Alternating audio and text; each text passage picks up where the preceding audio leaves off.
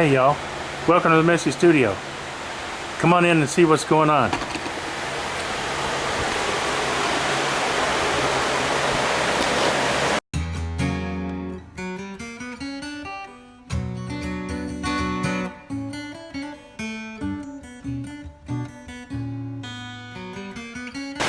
Well, my granddaughter suggested this new intro. She said she thinks it'd be cool. So I'm testing it out. Let me know what you think. Do you like my old intro better? Do you like this intro? Just trying to make things better. It could be considered a little Keith Barrow-ish, you know. I wasn't thinking about doing anything like that.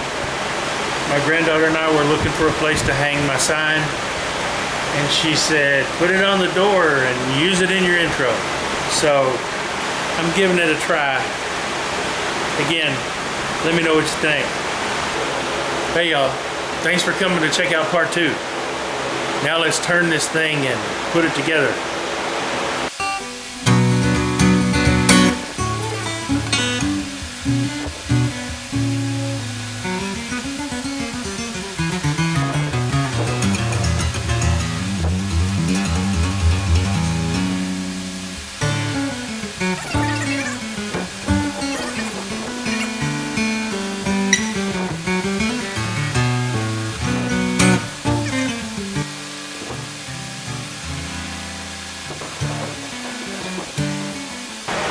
Okay, I've got that centered pretty well inside the blank. There's crap in the ends, but I'm not going to worry about that right now. Put it under a little bit of clamp pressure. Okay, now I'll let this sit overnight and glue up, because I don't trust this humidity. And then we'll turn this puppy. Okay, I've got it out of the glue block, or I've got it out of the clamps. Now we need to clean off some of this end. So what I do is I just take a pocket knife and run it around on the inside to get most of the epoxy out.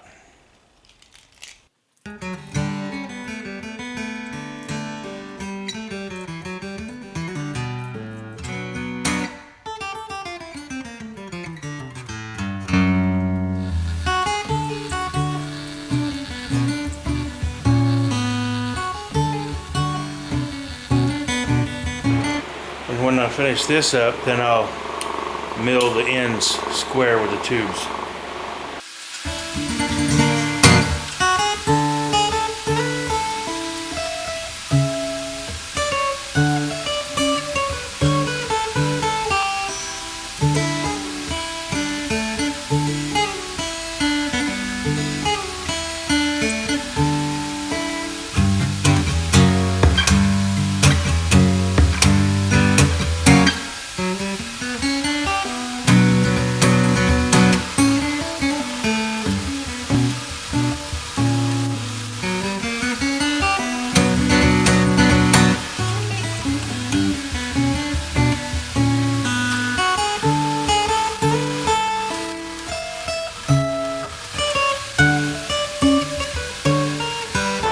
Now the trickiest part of turning this thing is figuring out, because I've got the cigar pin kit bushings.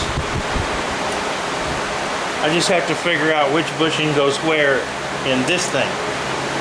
So the easiest way to do that is to use the calipers and get this set, and then find the bushing that's that size. That's it. Put it in that end. Now, the other end is that big. It's going to be one of these small ones. That be the beast. Put these back in the cup. Let's go turn it. If you've watched any of my previous pin turning videos,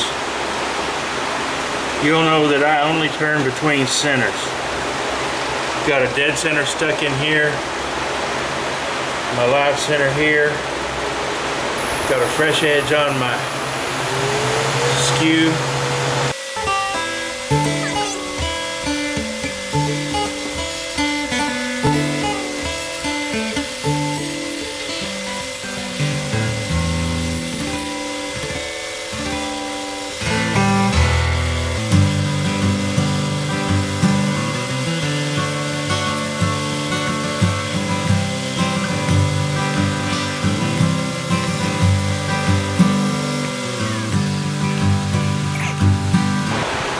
See, that design is going to be about right.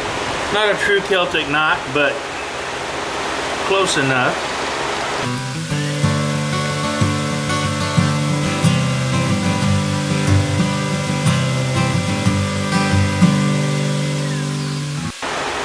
Still got a bit of a flat right there. So I need to take this down a little bit more.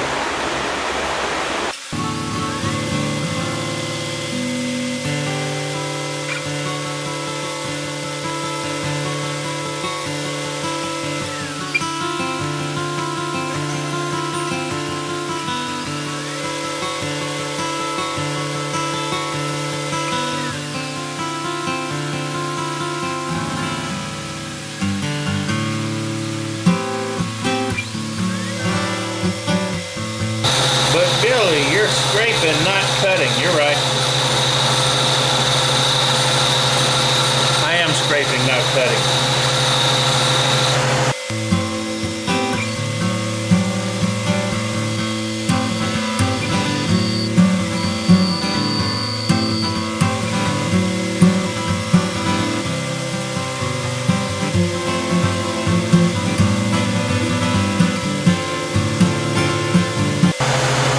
Do that to refine my shape, and then I come back in with my cutting tools.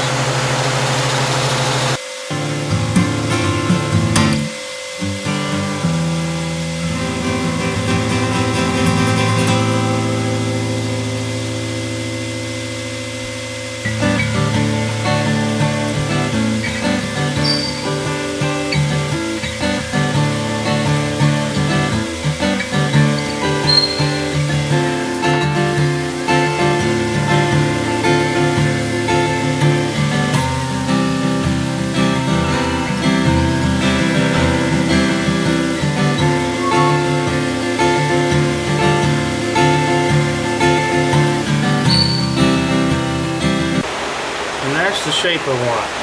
Now, for this to have been a true Celtic knot, I would have inlaid 4 pieces in there. These 2 cross on this plane, 2 more across on this plane, then it would be more of a true Celtic knot. But I didn't want to get all carried away. I think this looks good enough. Kind of the infinity symbol.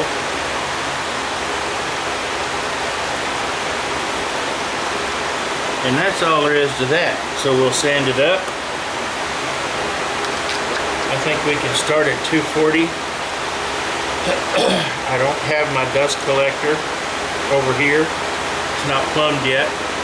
So I'm going to do this quickly.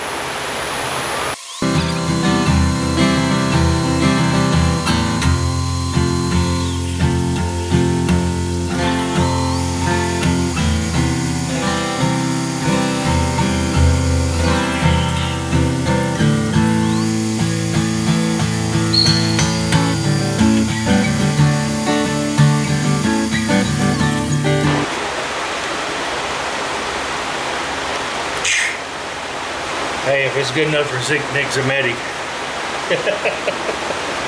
I might have to mix up some more of this. I'm almost out. Yes, I'm going to apply French's mustard.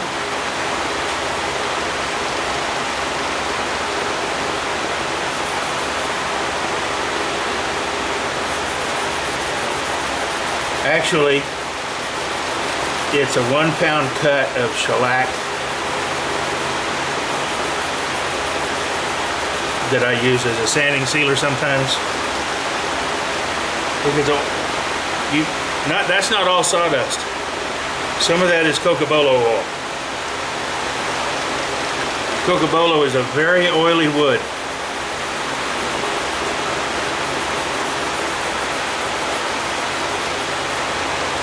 And depending on the kind of finish that you're going to put on it, you probably want to rub it down with acetone before your final finish coat. Now I'm going to be using antique oil.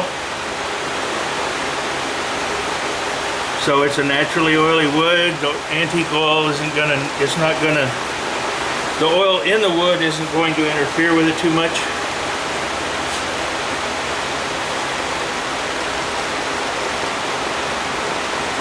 I have been known to sand this to like 1200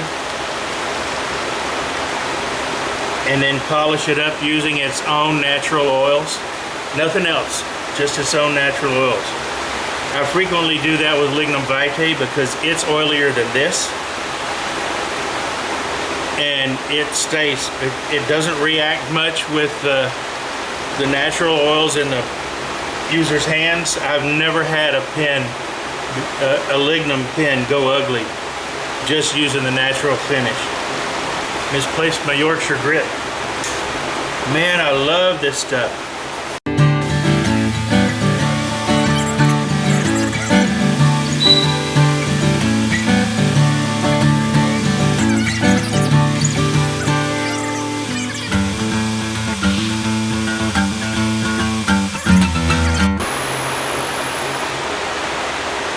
And look at that shine already. So I'm going to put my first coat of antique oil finish on. This stuff right here.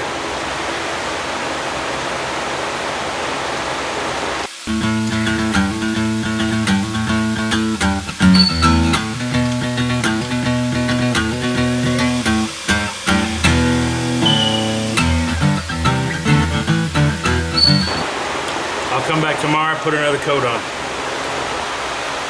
Okay, putting the third coat on now. I forgot the card was full and left it in the house for the second coat.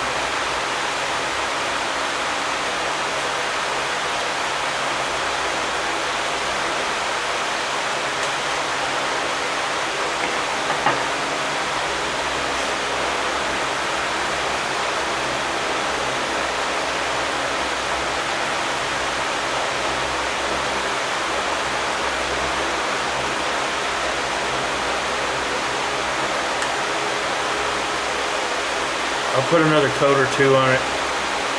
It's looking pretty good. I think one more coat will do. Let that dry up and we'll be back. Okay, put the last coat of finish on.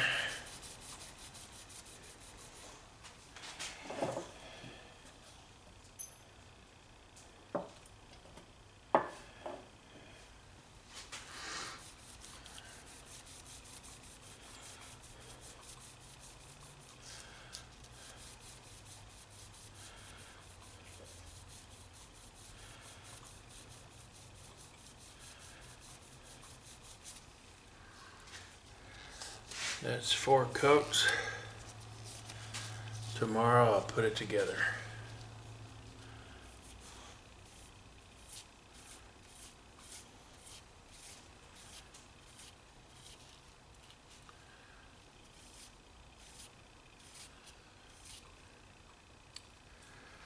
After I buff it out. Hit this with a little carnauba wax.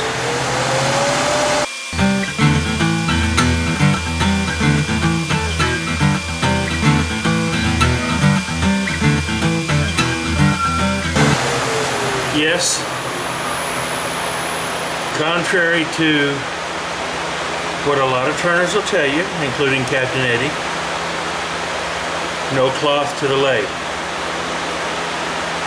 I learned my finishing techniques from Russ Fairfield.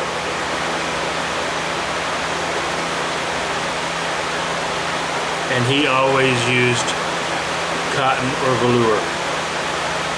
I do not have it wrapped around my fingers.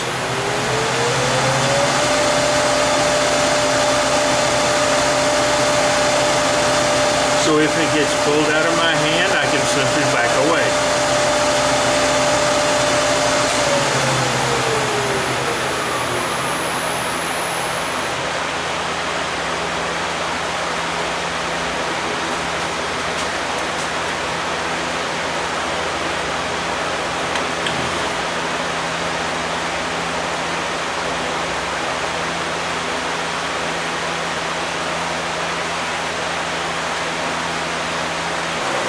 This is what I use for my pen press. Okay, I got the back part assembled. Got this ready to go in.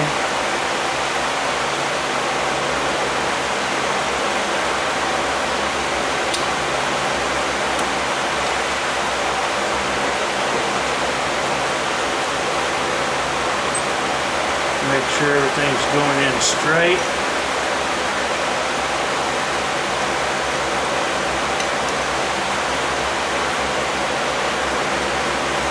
And it is just that easy.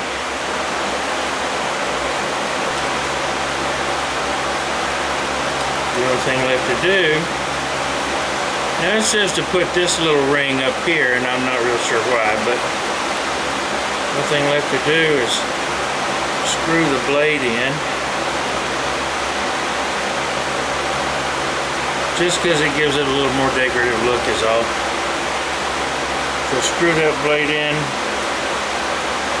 And it does, it just screws right in. These are easy to make. So, take the protective sheath off of it. One each. Letter opener.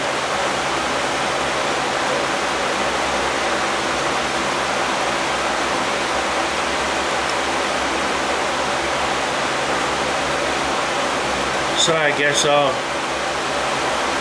take it to him tomorrow and see if he likes it. I went through all my pen boxes. I've got a bunch of them. Wood, cardboard, all kinds of stuff. I don't have one that fits this letter opener. It's a little long. But I did have this old Emperor box and some microfill fabric kind of like stuff. Anyway.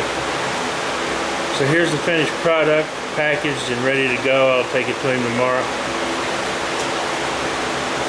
I broke this up into 2 videos because I'm worried that some of my longer videos aren't getting watched all the way through. And, I mean, granted, let's face it, I don't watch every video that I look at all the way through either. It depends on whether or not the content interests me and what's going on. I try to keep mine interesting, and that's why I edit a lot of the stuff into high speed so that you don't get bored looking at sanding or the same thing over and over again. So I try to make them as short as I can. The big problem is I was an educator for over 30 years, and apparently I can't shut my mouth. So oh, and let me know if you like this shorter 2-part format better than me doing it all in one fell swoop. Let me know what you prefer. I mean, really, honestly, I'm trying to get this to work, and I want to do what everybody thinks is most convenient for them. So thanks again. Come back and see us. Not sure what I'm going to do next. Still going to be doing some organizational stuff around the shop. You've seen some of that already. I don't video all of that because it just takes too much time. And I'll put something somewhere and change my mind and put it somewhere else. Next project may well be to convert that oak bookcase into a sheet goods rack. We'll have to wait and see. I may tackle that next after I get some more organizational stuff done. Again, here I go, rambling on.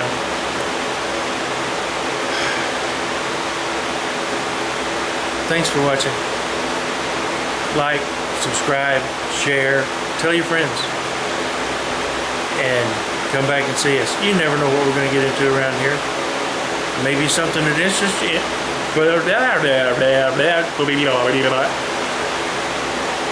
Maybe something that interests you. Maybe not. You never know. Thanks.